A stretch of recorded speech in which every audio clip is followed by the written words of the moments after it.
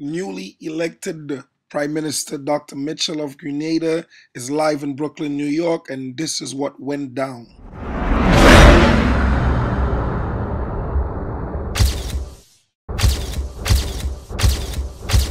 Let it also be known that Grenada is open for credible and clean business persons. Right now, original Madman Singer want to shout out each and every one of Grenadian, Rockton, Touch Up TV. Right now, we down here at Brooklyn College, getting ready to meet the new Prime Minister of Grenada, Caribbean Beatty Martin. That's how it is. Right, General Keith Mitchell. You know, time kind of changed, but don't worry, the meeting started, so things like that. This country called Grenada, Caribbean Beatty Martin will not make the progress it deserves if we don't stop fighting each other and start working to build our country. And I will not return home without visiting with you, my dear brothers and sisters. Drop the hatchet. Work together.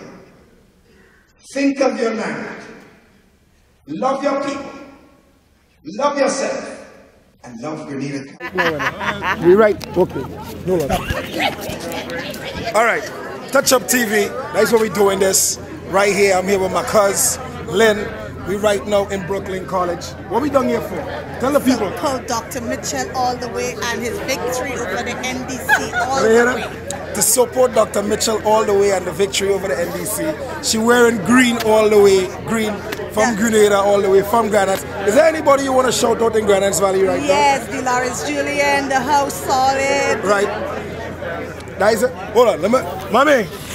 People, Touch Up fans, this is my mom's right here. Anybody you want to shout out in Grenada right now? My name is CATO, the biggest Keith Mitchell supporter ever. Hello to her from a daughter and grandson in New York. Yeah, I understand. So, anybody you want to shout out right now? Who's the sister? Anybody you shouting out? All right, so that's what it is right now. We're live, definitely outside Brooklyn College, and we're getting ready to head inside. All right, let me go over here real quick. I'm coming over here. We getting this started. There's no mic. Is there anybody you want to shout out right now, real quick on Touch Up TV? Let the people know where we are right now. Right now, original Madman Singer want to shout out each and every one of Grenadian, Rockton, Touch Up TV. Right now, we down here at Brooklyn College, getting ready to meet the new Prime Minister of Grenada, Caribbean Beatty Martin. That's how it is. Right, General Keith Mitchell. You know, time kind of changed, but don't worry, the meeting started, so things like that. Igel, big up. So we about to head up. We about to head up. Anybody want to shout out right now? Touch Up TV. The whole of Grenada. Anybody want to shout out? One love.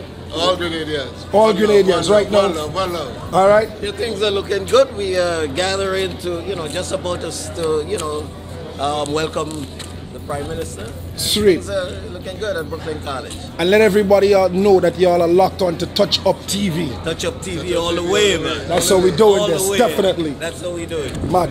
So, look at the lines of people right here. Look at the line. You see this? And I'm telling you that you will never see this footage from no other media but Touch Up TV. That's how we're doing this.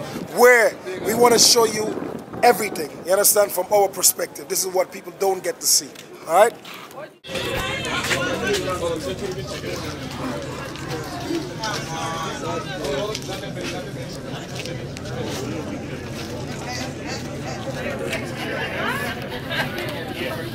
Hi. Hi.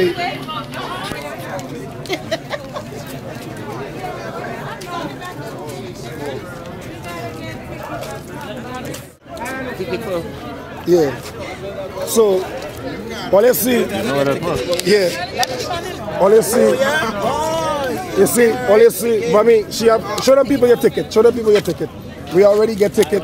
We are about to head up on the inside right now. That is what's going on. We'd also like to recognize Consul General from Jamaica, Mr. Honorable Herman Omar.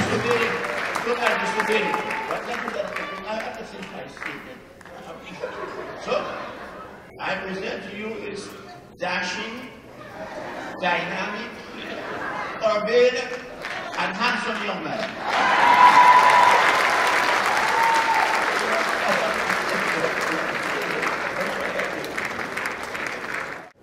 I want to thank my very good friend, the one and only Dr. Stanislas.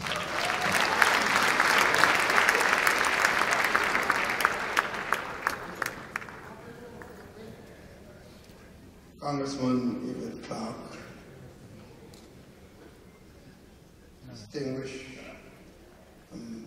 Grenadian ambassadors in the United States, Sister Bristol, and Sister Decima Williams, other distinguished former representatives of our beautiful country, representative of the state government here in New York and the consular offices, distinguished members of the diplomatic community, my dear sisters and brothers all. First of all, let me thank you for this very warm reception here in New York. It was coming on the heels of a very special session in Toronto last night.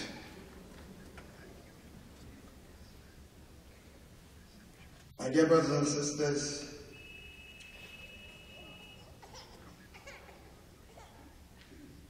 I would want to correct a statement made earlier on about my presence here in New York at this time.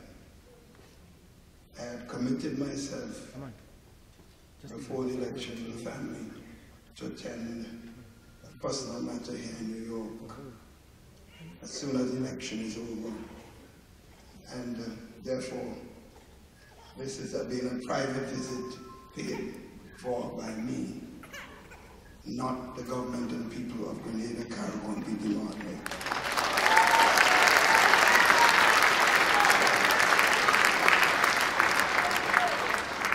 You see, I'm very concerned, and this would be the hallmark of this new NNP administration. How you doing? You good? Travels abroad will be scrutinized with an absolute certainty, particularly in a time when it is felt that the country is going through pain.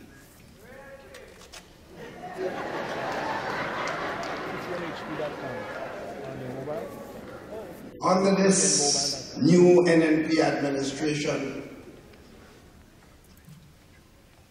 there will be no large or unnecessary delegation riders around the world at the expense of the Grenadian people.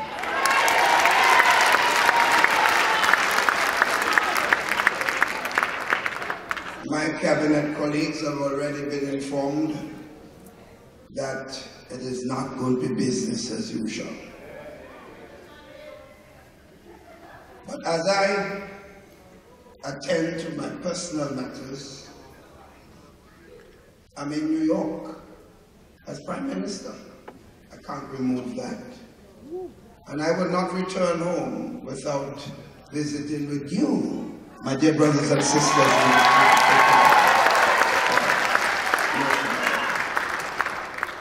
And of course, Toronto is just a few miles away, and they insisted that I pay them a day's visit. So friends, the election of February 19th is over.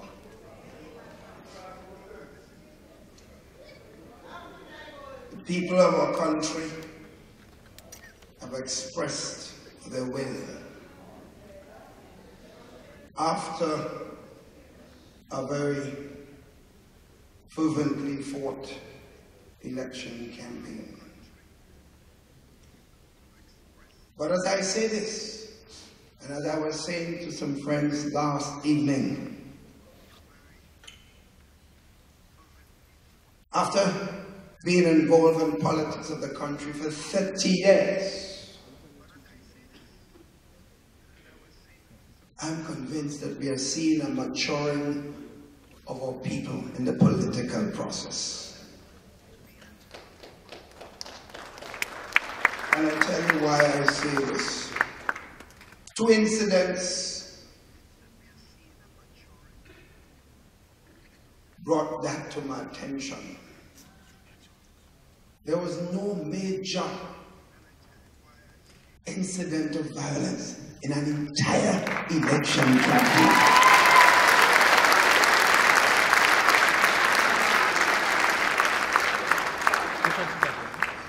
There were attempts by some to incite, but we did not allow that to prevail.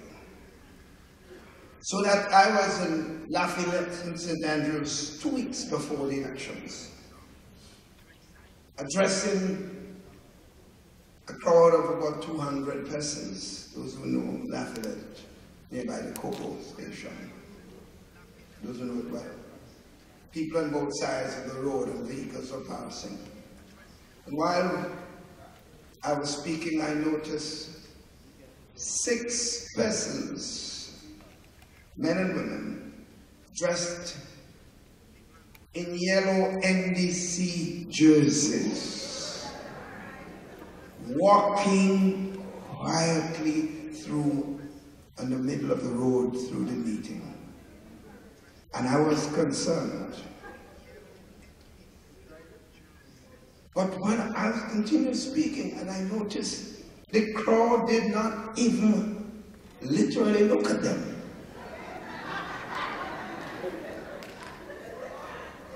Not a drum was heard.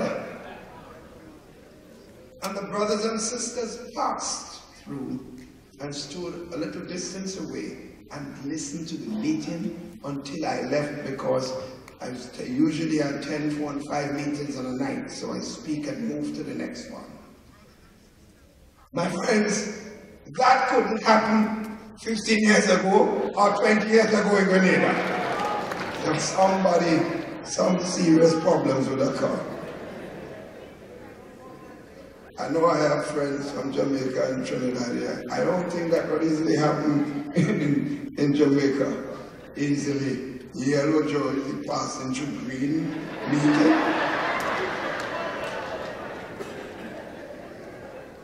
But that to me is a demonstration of maturity. People have a right to their political views. And I tell our supporters consistently, no one gives us the right to have ultimate control over knowledge. And then in a vibrant democratic process, people are expected to support different political parties. And it is good for the system. But the second incident really shocked me. The night of the election, when it was clear the NNP had won, massively so, I was being asked to drive to headquarters, the NNP headquarters, to meet with the other candidates who were assembling there. So by then, the police had in fact come by to escort me, as it appears the election had in fact been won. And as we were going through River Road, there was this large, massive show of political support with a big DJ coming from River Road against the direction we are going.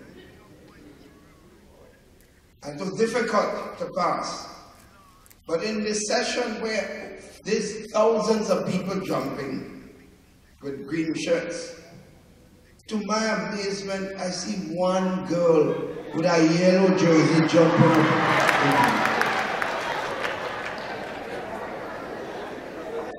I was, well, in fact, I was a bit petrified, because I thought something not so good may happen on the night that we are victorious. But I saw NNP hugging her up and dancing to her. I told the police, stop, I must see this.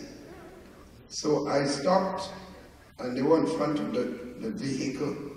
I signaled to the police to get her around to my side. She came over to me and hugged me.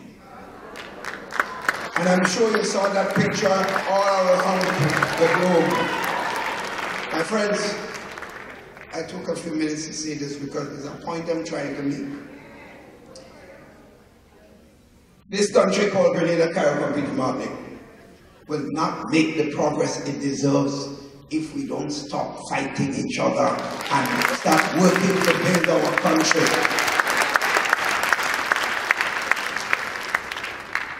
We have to accept the fact that in a democratic process there must be one winner and one loser. And for some of us, the only time democracy works is when we win. It does not happen so.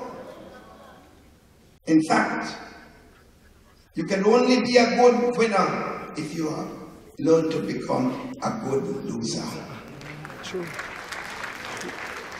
And therefore, friends, let me share with you briefly.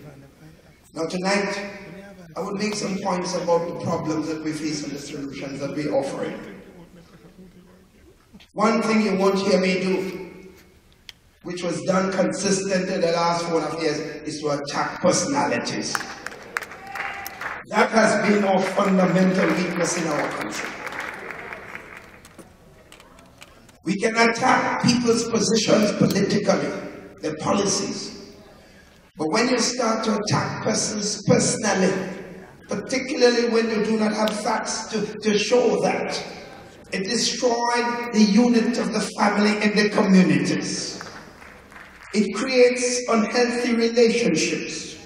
It hurts the bottom of the soul. And it does not go away easily.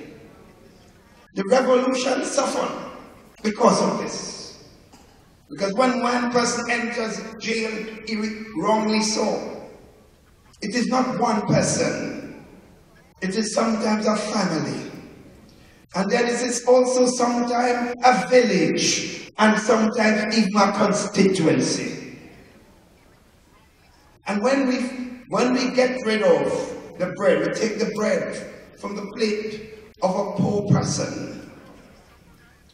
We don't just hurt that person, we hurt an entire family.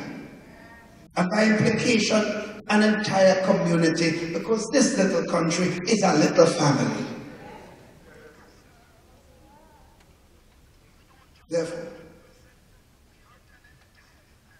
why was the election results as massive as it was? I was asked that question consistently yesterday in Grenada when we won, and of course, even this afternoon on the radio program, both in Miami and New York today. Simply put this.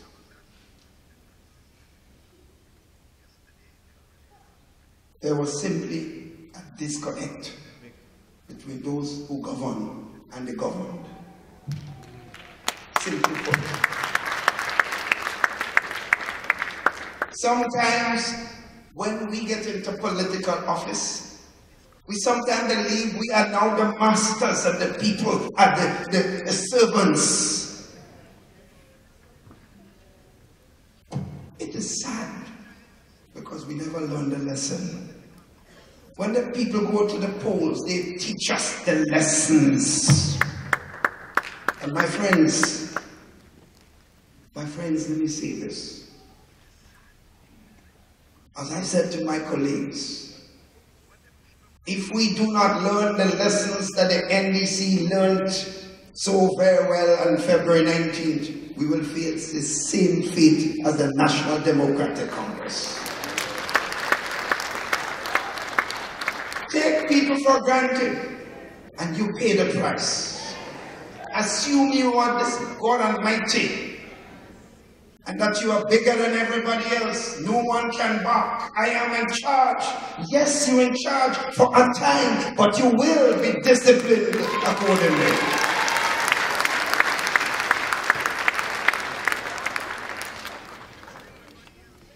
So there was a disconnect. I say to people over and over, if you want to be a teacher, If you don't like kids, don't go in the people classroom.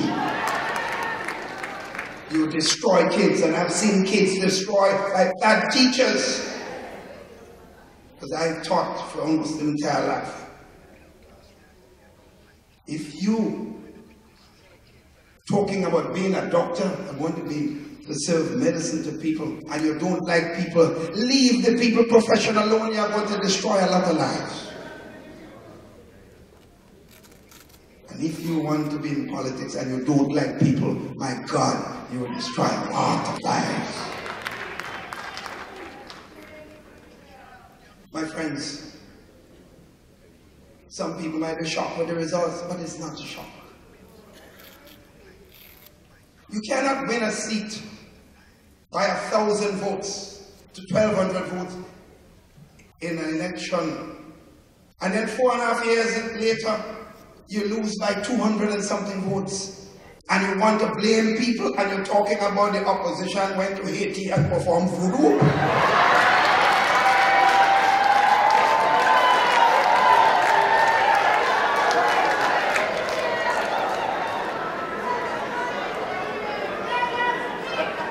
I love this, you know.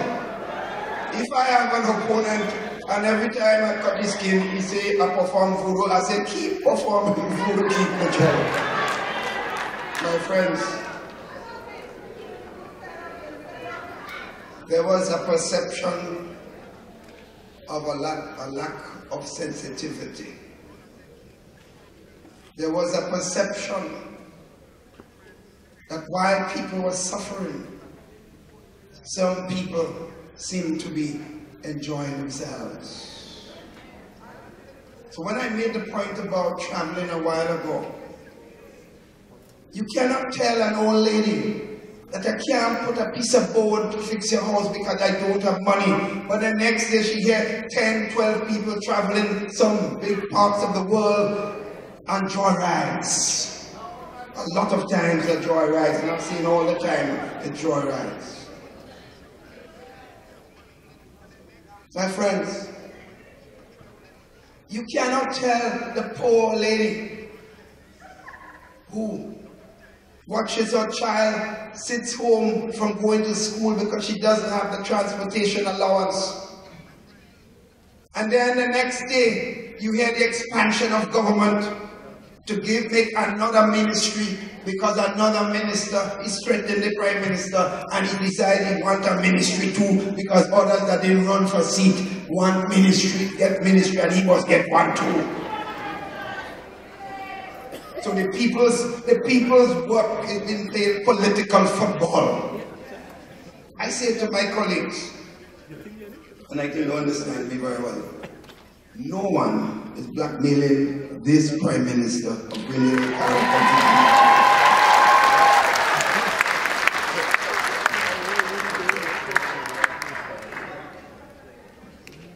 So my friends, when I watch, I did say I'm not talking about personalities tonight. My friends, realize this. We're almost losing a generation of young people.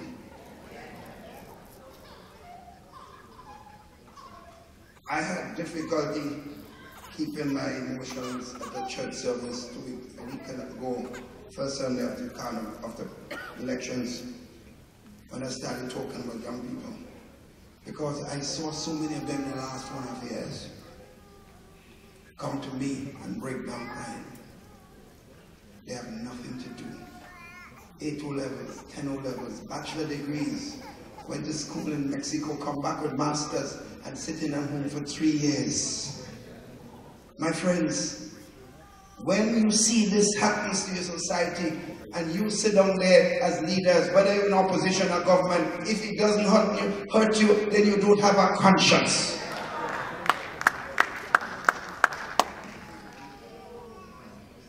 My friends,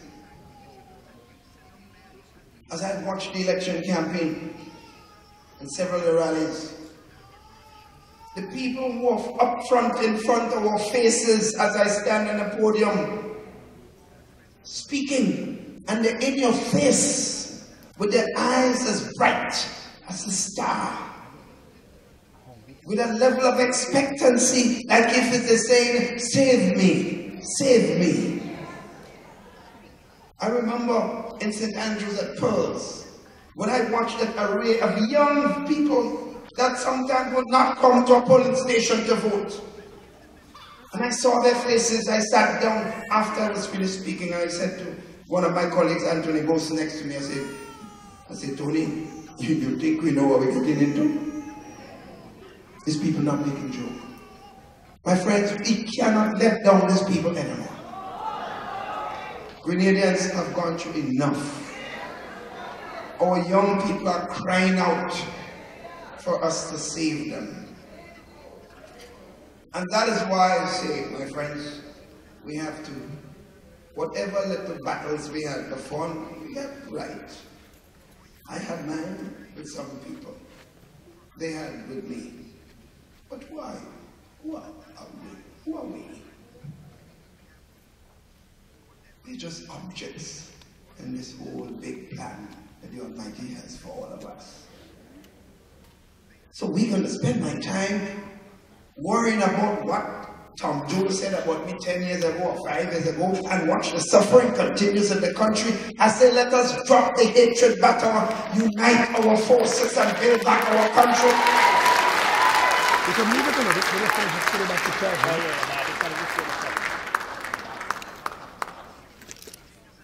That's why, my friends, I want to say to ambassadors, we have seen over the years, people serve their country. Sometimes they were asked to serve, not they didn't even ask for the job. And then government changed and we treat them like trash. As if they had no right to be there. As if they're some convict. I remember an incident with our distinguished brother Dr. Stanislaus was literally thrown out of an office. After a national election, there's not a revolution. A national election occurred, not a revolution. But he was thrown out, one of the most decent human beings I have ever come across.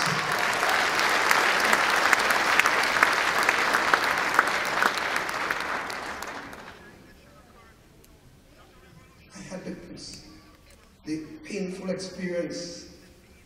And I only saying it to your colleagues, I have forgiven this. Because I would not treat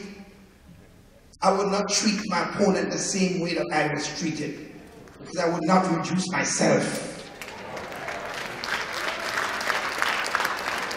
I had my vehicles taken away from me the morning of the election. I was still the Prime Minister of the country. By the time I walked back in my house, they cut off every single telephone. I couldn't make a telephone call, but I was the only one that could defend Grenada at the time. My friends, I am not saying, and I'm not talking with any hurt, but I'm talking about the system that we preach, the respect that we have for institutions.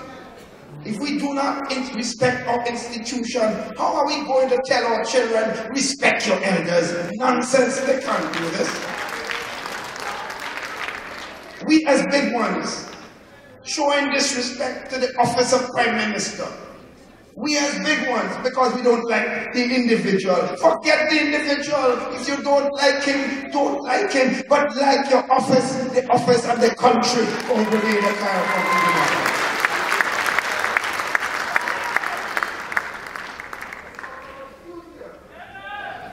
Many times, my friends, and this is about the future.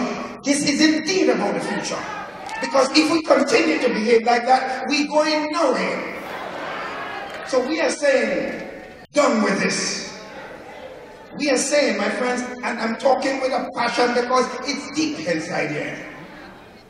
Our children need examples to follow. And I'm not saying that I am guiltless, you know. If I made mistakes, then I must also redeem myself. I'm not blaming any one person. A lot of blame must go around in this country over the years. Friends, I say in this, You see this? We have given instructions that all our leaders would be respected. We have said that those who served must be given their due.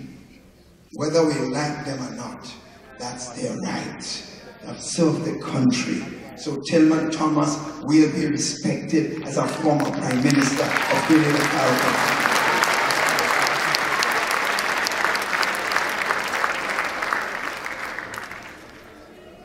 My friends, therefore, as we look to how we move forward, national unity. We have an excellent team of men and women who are now serving the country. It was a task coming up with a mix of cabinet portfolios because of the skills of all the persons involved. Who to leave out, who to put where. It was not easy. We have a wonderful document that talks about the way forward. I say to read this. We call it our political Bible for the development of Grenada CARICOM PD market for the next 5 years. And I say this to you, my friends, because in 2008, when we were in government and campaigned for election, we printed 3,000 manifestos. We were left with 1,000. This time, we printed 15,000 and we did not have enough.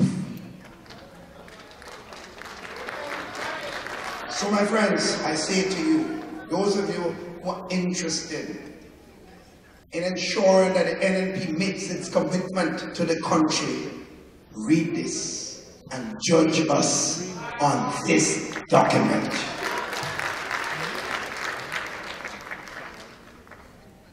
But my friends, despite a good team and a good plan of action, if we do not unite, we will never achieve the level of success that we wish to have. That's the point I want to make. The unity concept.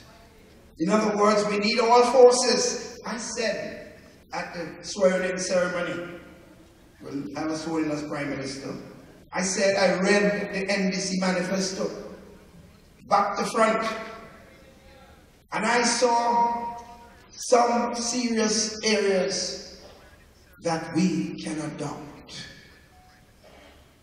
The point here is, if the NDC presents something good for the country, all of us must take it and use it and give them credit for it. So we will be looking at some of them, and we will engage the leadership, or what is left of the leadership of the National Democratic Congress, because we believe we need them also if we are to have optimal success in the development of our country. My friends, on the economic front, I present to you a document that was issued yesterday by the Ministry of Finance. This document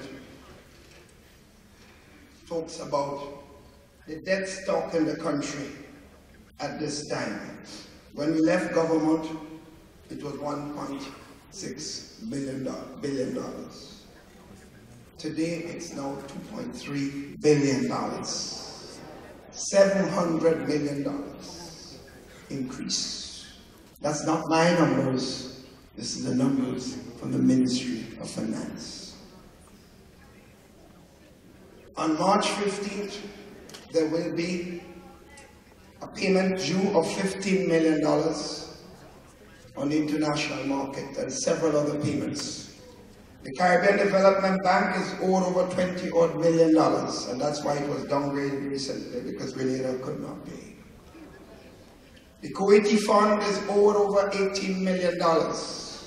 It must be paid before we can get a cent from them. The local banks, we have passed the overdraft. and therefore we have to bring it down to be able to use the overdraft to pay salaries. We owe $86 million in unpaid claims in the Treasury. These are just the facts. These are just the facts. My friends, so the point I'm making is this informs the regional and international community.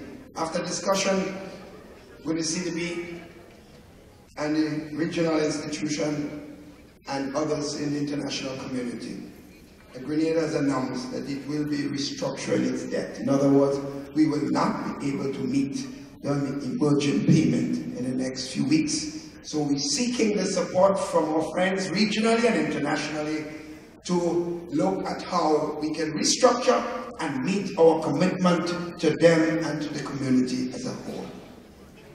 Because we used up the credit of St. Vincent in the ECCB. We used up the credit of St. Lucia in the ECCB. My friends, we cannot go on this path. So this is the document. But my friends, that presents the picture of the problem. But we don't believe that when you ask for a job, all you do is talk about what the others do or what you get. My friends, we believe there are exciting possibilities.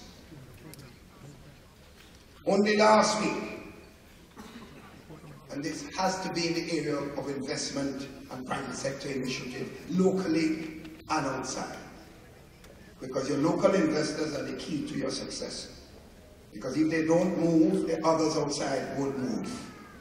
You take a guide from them. This is Forbes magazine. And the announcement here as of last week says that the present developer of Port Louis, Mr. DeSavio, and his investment team has announced a $700 million investment in Grenada in the coming years.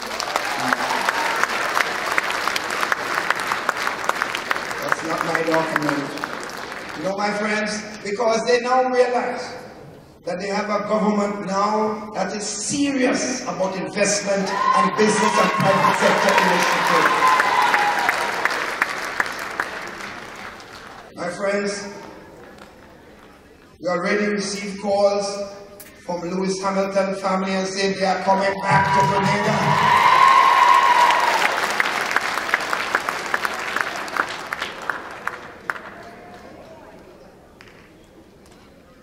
CCC, that where we lost $46 million and 400 jobs, people thrown off the breadline. We are now working with them on a restructuring plan to pay the debt and to start serious farm roads and feeder roads development throughout the length and breadth of Grenada, Carrick,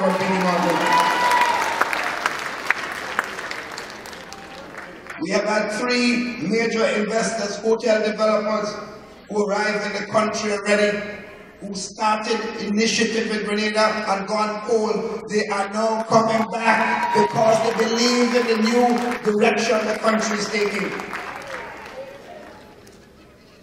My friends, don't talk about local investors. I can tell you this. In 30 years in politics,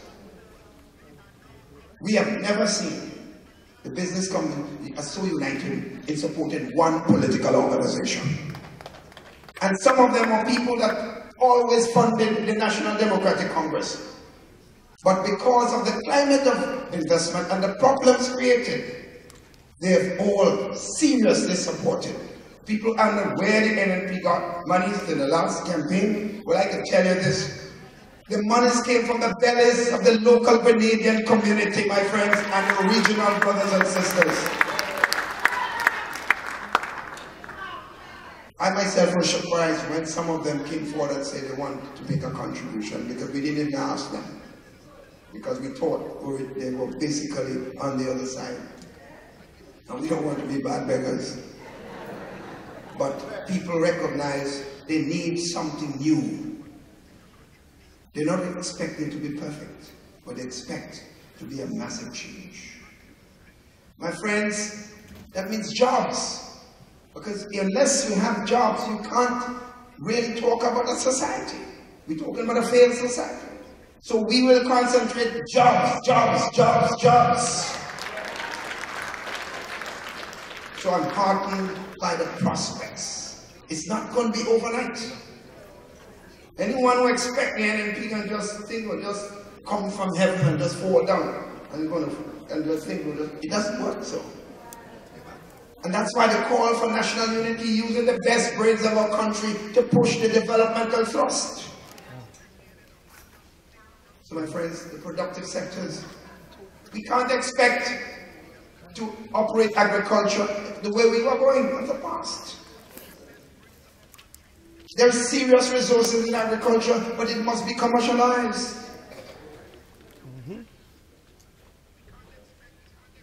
Just before I left home, I had a call from 5 top members, former top members of the revolution.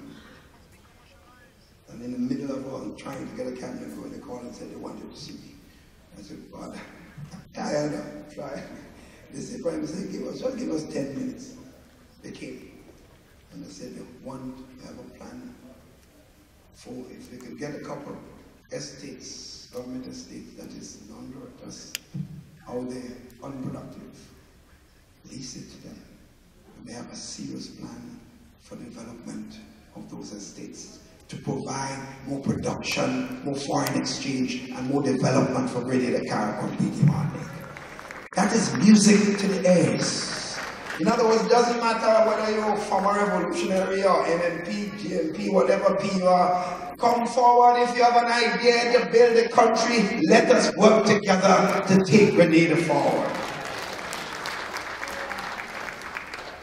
So my friends, the government must invest, and we will invest in labor support for the farms. Because many of our cocoa estates are in bushes.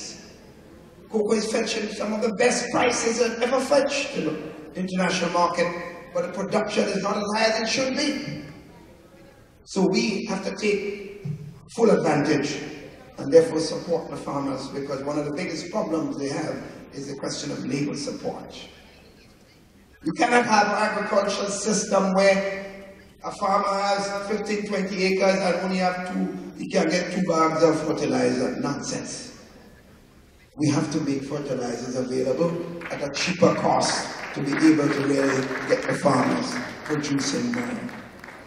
And my friends, the marketing board must be what the PRG intended it to be, a marketing board, not a commercial entity selling flour and rice and can't provide help to the farmers of the country. And when I make this statement, I am critical of my own government in the past and the former governments, because we didn't have the guts to do what we have to do in the marketing board. I am saying to you tonight, have that pledge. We will restructure the marketing board, and whatever political price, we will pay for the long-term good of Grenada, CARICOM, and PD Martinique.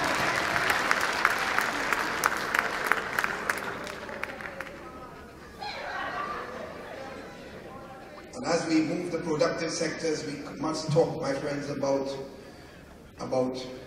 health and education. If you don't have an educated society, you're doomed. The potential in education, ICT, and communication technology, my friends, is indeed enormous. As you know, I led the whole science and technology in the region, and my brothers and sisters have already asked me to please come forward and continue the work that we used to do. The CKLN project will become the hallmark of activity in the entire Caribbean. When we were there, we led the negotiations to get 20 million euros from the European Union to connect all tertiary institutions in the entire Caribbean. Grenada was the head of that headquarters, supposedly so. So the Jamaica College and University, Trinidad, Tobago, Barbados, Grenada, all the national colleges and universities will be hooked up on the system to provide massive educational development programs to the entire Caribbean, my friends. And at the same time, because of that regional approach, we have regional certification. So a man can call himself in Grenada a plumber when he might just be a little pipe fitter. He has to have a certificate to justify calling himself a plumber. So a qualified plumber in Grenada can walk to Barbados because his CSM is supposed to be in action and get a job because he has a certification to justify his interest in that job. So we will propel activity in this area once again. So our young people voted for that kind of hope because they expect us to deliver, and we have no choice but to deliver, otherwise we'll pay a heavy price. Health, my friends, this is the most crunchy. I could tell you this. I refuse to say what I had to say on health when in opposition. You know why? Because I felt if I say what I knew, what the doctors and the nurses were telling me, that people won't come to Grenada. Because friends, you and I know, even if you're not thinking about the other person, remember, you can get sick anytime. And when you get sick, if there is basic care to stabilize you, you are gone. In other words, you may have your money, you may have your connection, but you're worth nothing if there's an emergency. So even if we're thinking selfishly, we cannot have a hospital system in the way it has been. And what is utterly concerning me, and I'm telling you, that is something we will not be able to tolerate. You cannot buy fencing for the hospital, but you want to build $100 million US hospital. I mean, give me a break. My friends, you could have the best building, and if the services are poor, you don't have medication, and your doctors and your nurses are frustrated and treating patients badly because of those frustrations, your healthcare is in trouble. All you will be having is you'll be abandoned people, you'll be dead in a nice building instead of an old one. But you're still dead. I want to be alive, not dead. So while we look and work with the St. George University to improve the healthcare and other universities, we have already started discussion. While we look at even expansion of the present facilities, and if someone's nice godfather could provide $100 million US hospital for us, we're taking it too. So if you know of any godfather, you live in America, even if you know any godfather that have $100 million to put in that, we go take it. We go take it. But I know she has her challenges trying to balance the budget in America also. Anyhow. So my friends, the productive sectors, we have to increase our challenges there and increase the social area. What sports and culture too? I tell the people of St. John's in the campaign, the commitment we've made, Kirani James has made us all proud.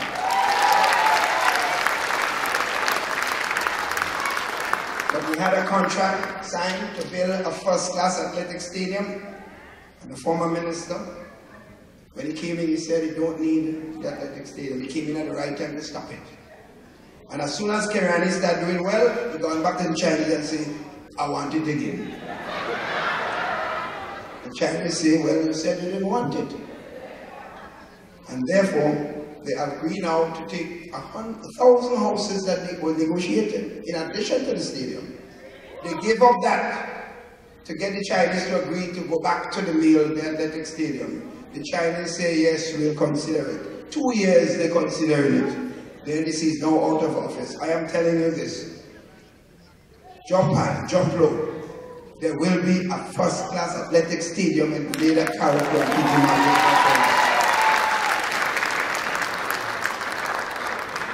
And there's no, you know why? During the last election campaign, I tell you about an incident. When the Windward Island team was playing in St. Vincent, At that point, they were leading the competition, win up the West Indies competition. Devon Smith scored century after century. And I got a call from the Winner Island manager, local Sebastian. He said, and that was 3 days before the elections. He said, there are 3 members of our team, and the guys are restless. They want to come to vote. So I said to him, you tell me they want to come to vote, but who they coming and vote for? He said, when I tell you the names, then you know who they come and vote for. So then he put Devon Smith on the phone, and Devon explained, but he, Nelon Pascal, the fast bowler, and Andrew Fletcher, the wicketkeeper batsman, they want to come home to vote, but they need the resources to come, and we have to get them back in time for practice Wednesday morning, so they could just vote and leave. I said, good. So they came in, and while we were having a meeting Sunday night in Tantine, you remember? Some of you might have been there.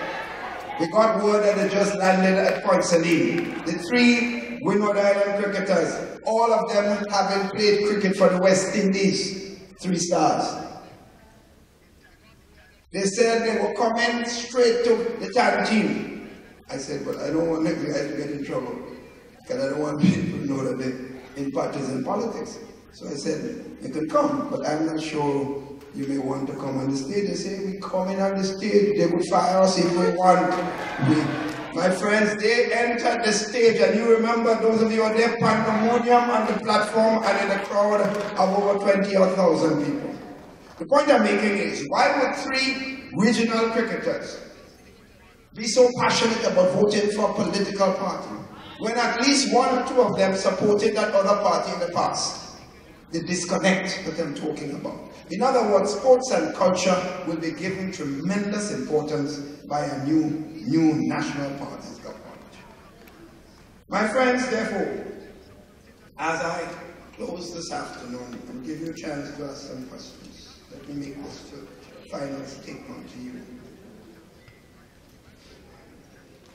My friend, my view, there is a fresh breeze blowing in our land. A breeze of opportunity and hope.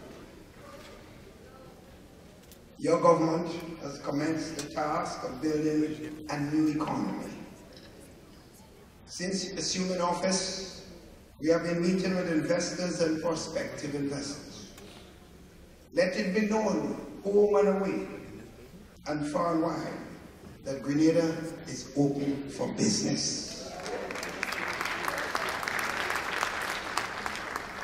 Let it also be known that Grenada is open for credible and clean business persons.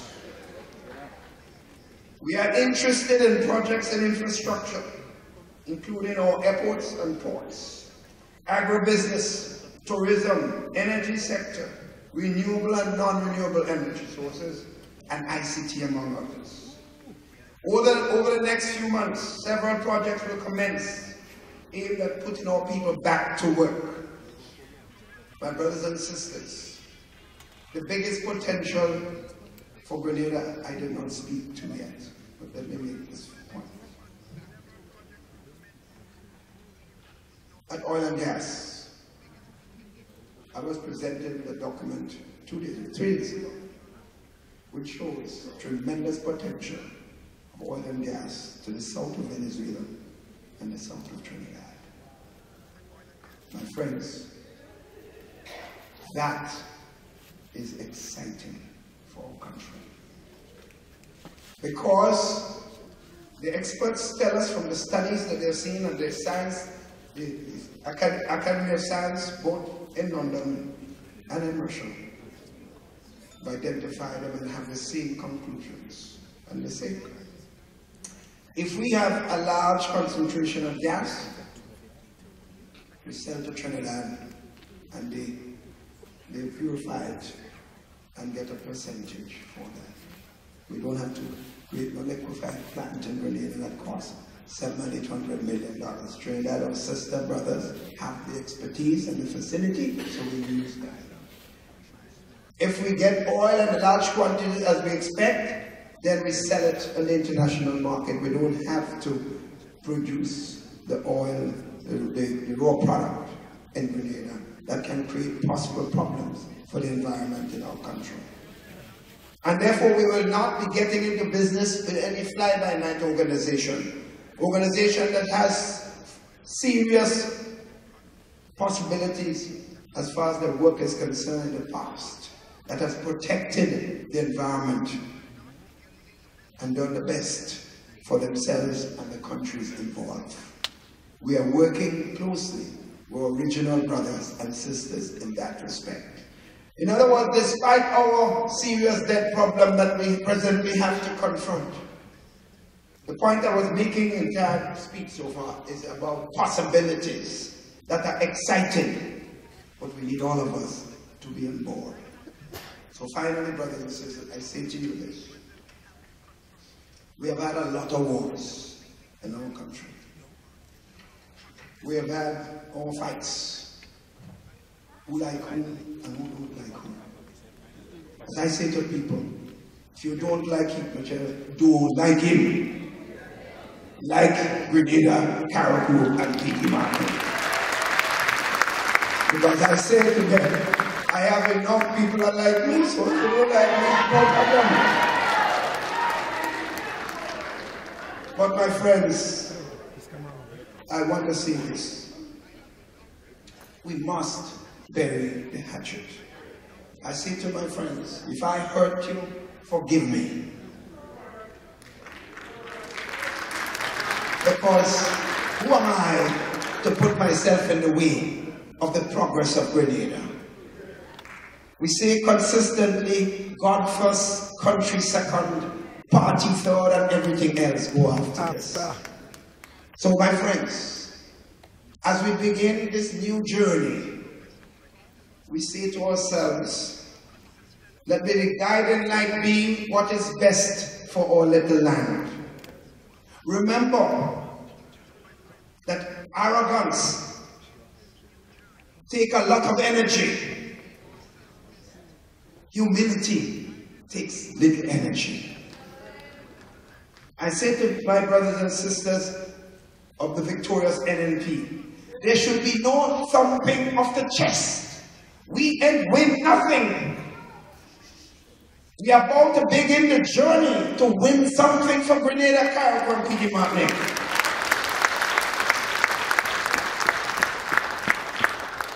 And that journey can only be completed when the people say that you've done a good job.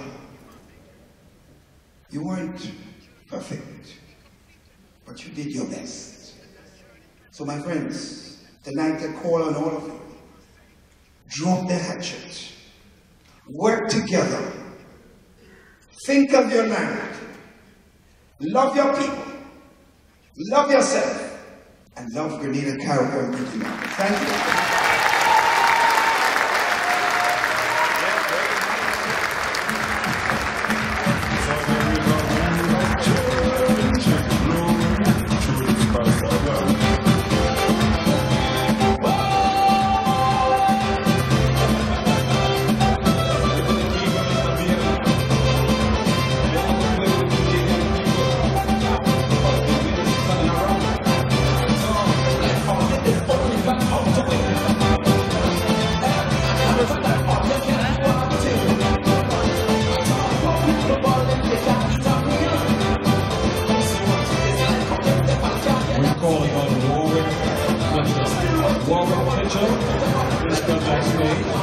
My friends, sorry to interrupt the music.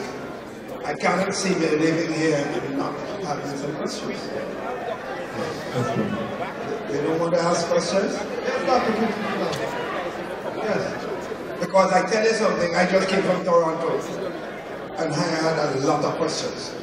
And not only questions, ideas. Because we said we don't have all the ideas. Also, so I would hate to know that we have to leave here without anyone who wished to ask a question was unable to do so. But if it's your wish that we don't have to, yes, we have a question. Yes, my brother. Dr. Mitchell, can everyone sit, please, so we can respect? Let's just give a few minutes, please. Show some respect and seats as, you know. Dr. Mitchell, my name is Denison George. I am appealing to you tonight as a father, as a husband, and as Prime Minister of Grenada. I don't know if you follow Facebook. In Grenada, there has been a recent campaign on Facebook. Grenada have a serious problem when it comes to women being abused. Dr. Mitchell, last year, Marsha Chairman of St. David's has her both hands cut off by her boyfriend. In St. Andrews, Andrea Williams was chopped to pieces by her husband. Dr. Mitchell, Marcia Jones was chopped to pieces by her husband in St. David's. Dr. Mitchell, Korea Langi was chopped up by her ex-boyfriend and put in a garbage bag in St. George's. Dr. Mitchell, last week in St. George's, I don't know if you heard the news of Nisha Langwine, whose face was mutilated by her boyfriend. As a father, as a husband, as a Prime Minister of Grenada, the Caribbean Women Watch named Grenada as one of the 5th country in the Caribbean where women beating is still the norm of the nation. I am asking you, as a Grenadian, as a father, in your first 100 days in office, to sign into law as the Prime Minister of Grenada that women would no longer be abused, women would no longer be beaten. This will not happen in Grenada in any modern society. And I'm also asking you, if when you return to Grenada, you could meet with this young lady. This is Marsha. This is what her ex-boyfriend did to her face. This is our sister. Alright, okay. If you could meet with her when you go back to Grenada. Let me answer. And have a news conference with her and say this would not be tolerated. The guy who did this to her was in prison for killing someone at KFC in St. George's. He was released. And I'm just asking you to take a pledge here tonight. There's Grenadian TV broadcasting, and speak to young women in Grenada and say you would not tolerate it. And anyone who beat, abused a woman in Grenada would go to jail for a long period of time. Thank you, sir. Thank you. My brother, you have articulated a real problem. Real problem. And that's not a problem of just today, now. It's been a long-standing problem. And the solution you're talking about is not the solution. It's not passing a law. Because there are laws in the books that protects women and protects people from violence. The problem we have is a society has to become more or less tolerant of that. There are incidents that people know about. And they in fact cover it up. There are cases where the police moves in to deal with a fellow. And you know what happened? The same woman goes and decides that she's not going to go forward because he's afraid she loses the few dollars that he gives her. There's a lot of problems, my friends. So we, as a people, need to educate every one of us. We have to become more aggressive. The police needs more resources. I'm talking about trained personnel to deal with the problems. But the society needs more deeper education on the problems that we face. Just 1 second. I came from Grenada educated. I have two master's degrees, a law degree, and a bachelor's degree in criminal justice. I am willing to come to Grenada, to work for free, to deal with juvenile justice, but my friend to speak to young people in Grenada. And that's good. All I'm saying to you is that we do not want face slashing to become the norm in Grenada. No, I'm agreeing with you. I'm saying we need everybody, and I'm thanking you, but we need a lot more than you. You alone can't solve that problem, but it starts with each one of us, and therefore you started with yourself, and I want to give you credit for this. But the problem is serious, and I assure you that our government will be aggressive in dealing with this. And it's not just the chopping up here. They got a lot of hardback old men destroying our little girl children in Grenada, and some of us know it and covering it up. That's part of our problem. Can I just give you this slide? Okay, let me take somebody else because I think that a lot of people want. My brother there. First of all, Dr. Mitchell, congratulations.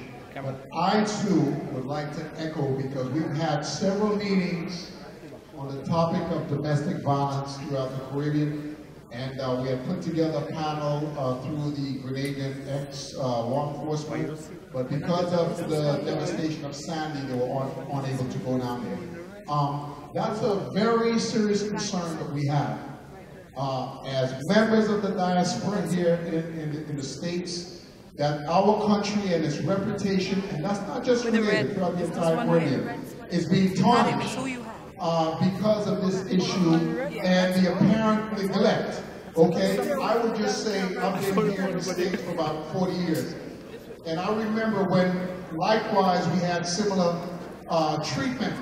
And one of the things that we did starting in New Jersey and New York and the United States was to not make an excuse.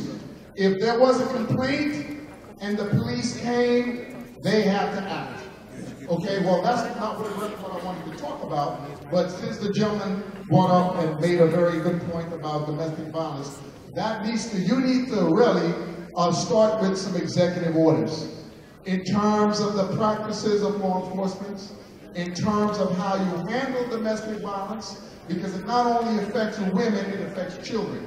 So that said, I just want to really touch on, you made several points about education and about training the many young people in Grenada as it relates to job training and youth development. My suggestion is, and that's not particularly to you, but to all the people here, the man talked about, he's got 2 master's degrees, we have the resources. We in the diaspora, we have the resources, and all we need is the desire. And hopefully with the cooperation now from the Grenadian government, we can have an impact on economic development, on agriculture. There are several schools, universities here in the state that are willing to share best practices, to come to Grenada to do that. So if you're willing to do that, we can talk about how we can mobilize Grenadians to have that impact. Thank you. In the interest of time, please be concise with your questions. We're pressed for time. Very pleasant. Good night, Dr. Mitchell, and to all my fellow Grenadians. My name is Marlon Noel. I hail from St. Paul's in St. George's. I had the privilege of attending Hatfield Secondary School and being spoken to eloquently on many occasions by Dr. Mitchell. And I was nearly taught by Mrs. Mitchell, if not for a rogue teacher, in my opinion, who prevented me from doing science in school. However, I have since gone on to the University of the West Indies and graduated with my bachelor's degree. Went on to the University of Oxford and graduated. Went on to the University of London and graduated with a master's degree. And I understand I should ask the question. I should say something about myself. Thank you. And now, my job here is cleaning toilets in a hospital. My question then is, and I wanted to speak about abuse, but I think that both previous speakers eloquently alluded to the issues of abuse. I myself was abused as a child, even in the institution in Hatfield Secondary School and in the health sector in Grenada. No one paid any attention to my abuse, both physical and sexual, in there. I will not elaborate more on it. I'm in the process of completing my book on that issue and on the broader sociological issues surrounding the issue of abuse. I wish I could be in touch with this man. It's very funny that we're talking about this. It goes to show how deep a problem this situation is. But my question, you alluded to the fact that many graduates are returning from outside of Grenada educated but staying at home for 2-3 years, in your words, without having a job. Quite frankly, I'm tired of cleaning toilets in America. I would like to work in Grenada and contribute to my country. What are the structures in place, or the structures that I can expect that your government will be putting in place for people like myself who are educated in the diaspora but are not contributing to Grenada, so that we can now contribute to develop our country in Grenada? The problem, my brother, the problem is opportunities. And I alluded to that throughout my entire speech. The creation of jobs, the creation of investment, the creation of training that leads to more jobs, the attraction of businesses in agriculture and tourism. That's where your worth will be realized.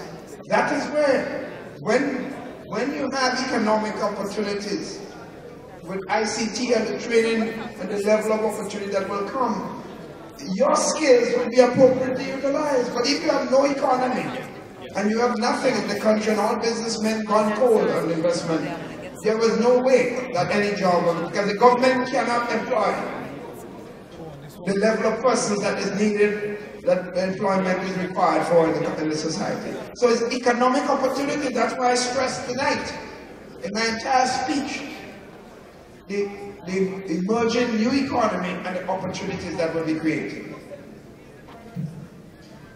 Good evening to you, Dr. Mitchell. My name is John Joseph. I'm a gospel singer and I hail from the parish of St. John's. And my question to you tonight is, what are your plans, the government's plans to develop the rural economy?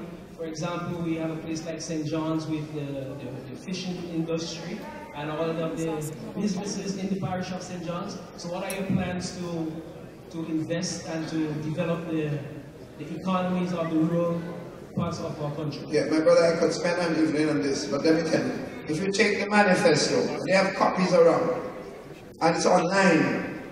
I'm pretty sure somebody could provide information. It's online. It's www.nnp something, can't remember. But it's online. You can get the website. Read the manifesto. I call it the political Bible.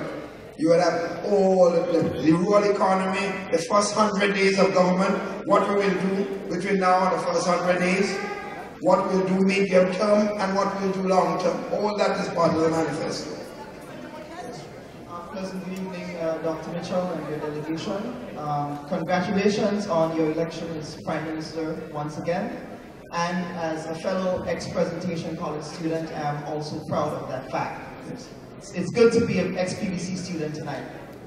I have 3 questions. I will be brief and succinct with my points. The first question I have relates to returning nationals, as was expressed before. Now, we know that a lot of Grenadian students return, like myself, who might be planning to return home at the completion of our academic studies. In my case, I still have a PhD to complete. But I think one of the issues that when our Grenadian nationals return to Grenada is a cultural attitude. And that cultural attitude is one them, one a play, they think they're bright, this and that and the other. The point I'm making, Dr. Mitchell, is that if we know that there are needs in Grenada that needs to be filled, that we should have persons studying for those needs. So for example, let us say we have needs in agriculture, in agricultural science, we should have persons going on scholarships to fill those needs. If we need doctors, if we need dentists, if we need environmental scientists, if we need biological engineers, we should have persons so that when someone applies for a scholarship to go and study, we would say to them, look, we would grant you that scholarship, but it would have to be in that particular area. So that when they return to Grenada, the contribution they will be making to Grenada will be a scientific one. So that no one will have any reason to be staying at home and complain that they do not have a job. Okay, that's my first question to you. The second question has to do with the question of renewable energy.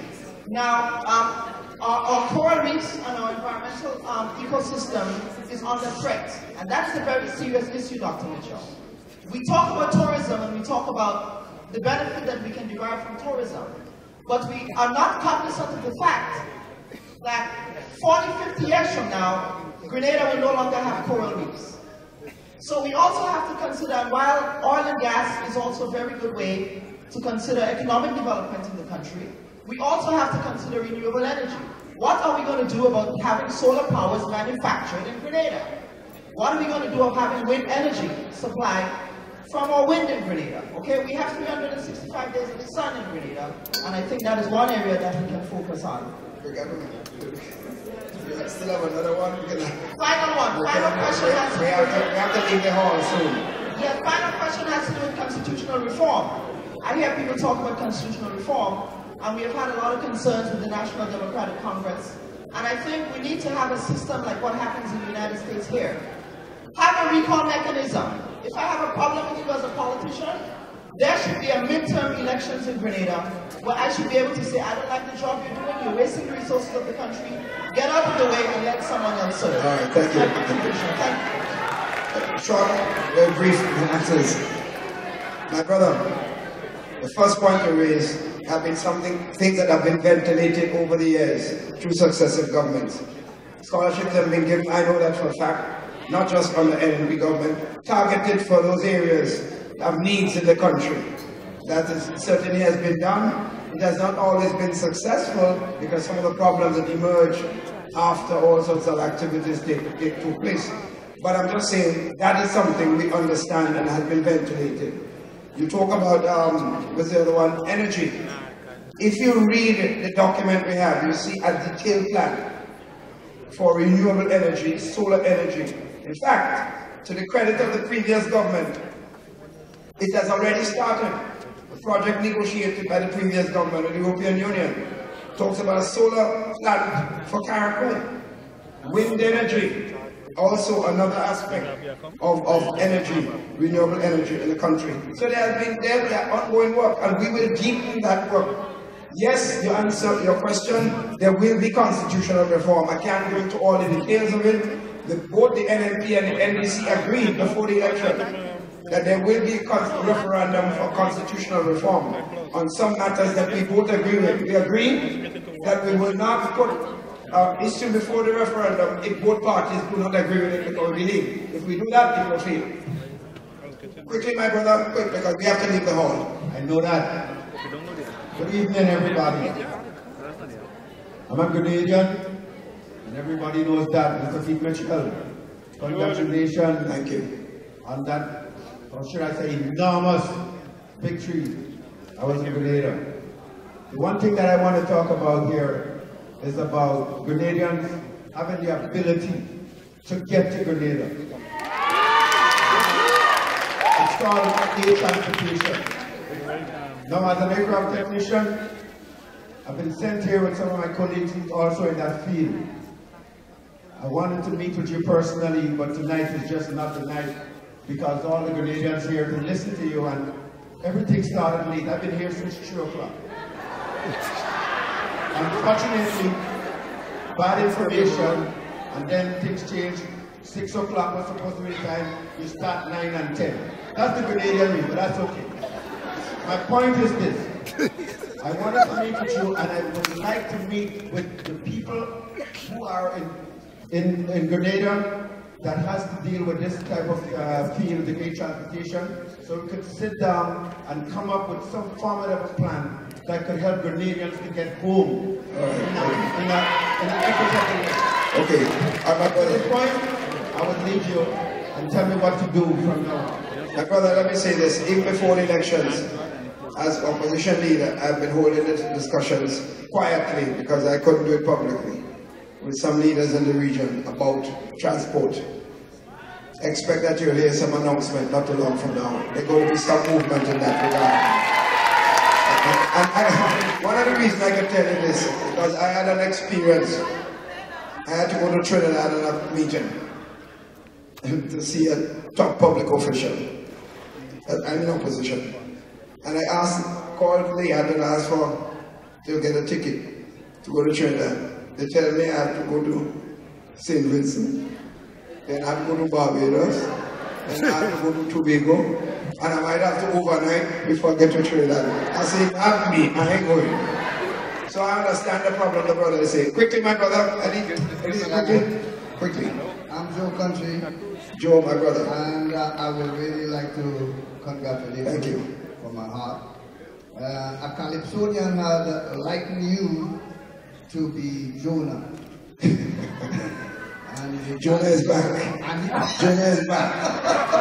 Well, only if the Calypsonian knew that throwing Jonah overboard was not the end of Jonah, he may not have written the Calypsonian. They didn't read the Bible well. So welcome, Mr. Jonah. Thank you. I would like to find out, after getting thrown overboard in the whale's belly, thank you, which one of the shows in Grenada did the whale landed you on? I'll talk to you privately about that. I would like to know how was your experience in the whale belly and what will you do to not to go back in the whale's belly? God bless you. But we have to go. They're urging me that we have to go. Quickly. Very quickly. You talk about uniting and coming back and uniting. My cousin, she's not here, she got over 200 beds and wheelchairs and tables, and it was presented to Grenada, the hospital, in the hospital, through Mrs. Sarah J. And since June last year, she has not received a thank you from the government. We will correct that, my dear sister. We'll correct that. Thank you all. Good night, everybody. Thank you all. I now be calling on Warwick Mitchell. Will you report backstage, Warwick? Make our presentation. Also, someone lost a ring in the ladies' bathroom. Don't forget. Okay. All right, and if you want to do a website for the manifesto, nnpwedeliver.com. nnpwedeliver.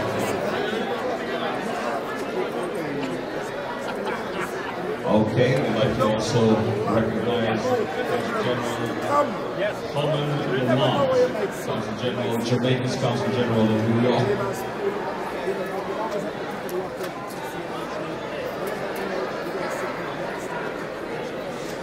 Hello, we can report to Miss Jenny Pascal at the Grenada Consulate if you lost a ring. I don't know, stay right here.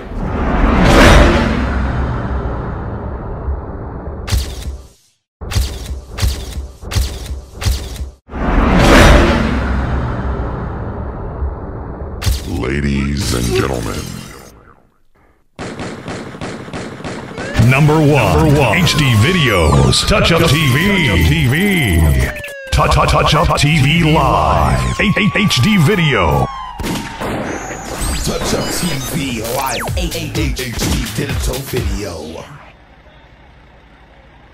Yo, this girl, I'm specialist, Silver Tongue lyricist, original lyrical, and right now you're in the mix with CATO, Touch Up TV. All we need is one extra hour and one extra day. Everybody drunk and wet, inside a fete, all on the road. We out of breath. The police will lock we up. They say we causing a threat. Number one, HD videos, Touch Up TV. Is the one thing that we're going to use and knock you out.